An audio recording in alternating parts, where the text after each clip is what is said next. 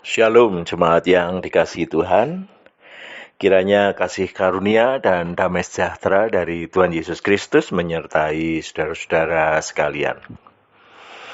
Bapak Ibu, saudara-saudara yang dikasihi Tuhan, ketika kita bersama-sama menggumuli tentang keadilan dan kepedulian, tentu akan menjadi bagian kita sebagai orang percaya untuk mengupayakannya.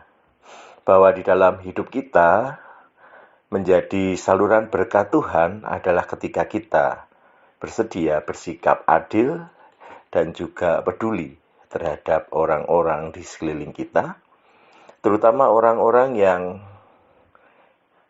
dilihat secara fisik, secara situasi, kondisi, terlihat kurang beruntung di dalam kehidupan ini.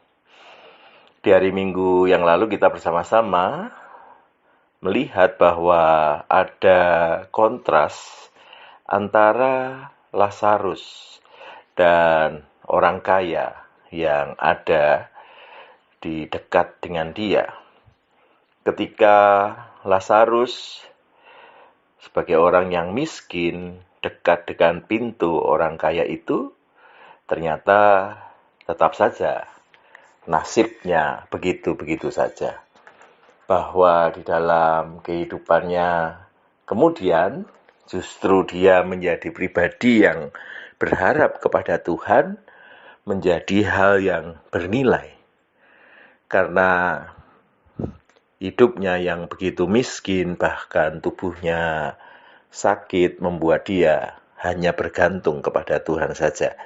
Karena realita yang dihadapi, orang kaya yang dekat dengan dia, toh tetap saja membiarkan dia di dalam keadaan yang seperti itu.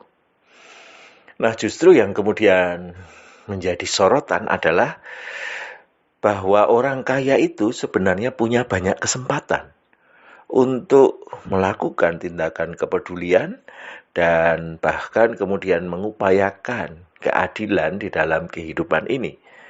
Bahwa sebagai orang yang diberkati oleh Tuhan lebih, bisa saja dia berbagi kepada orang yang kurang beruntung seperti Lazarus.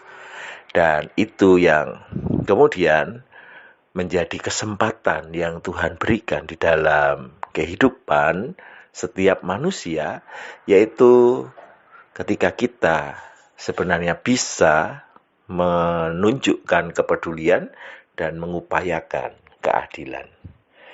Nah, kesempatan itu akan kemudian menjadi hilang tatkala terlambat menyadarinya, yaitu ketika kematian sudah datang menjemput, yaitu ketika dunia yang ada sekarang ini kemudian beralih kepada kehidupan setelah kematian.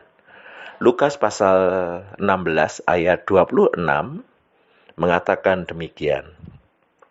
Selain daripada itu, di antara kami dan engkau terbentang jurang yang tak terseberangi, supaya mereka yang mau pergi dari sini kepadamu, ataupun mereka yang mau datang dari situ kepada kami, tidak dapat menyeberang. Ini adalah bagian dialog dari Bapak Abraham dengan orang kaya itu. Bahwa orang kaya itu melihat Lazarus berada di pangkuan Bapak Abraham, dia pun berharap bisa mendapatkannya.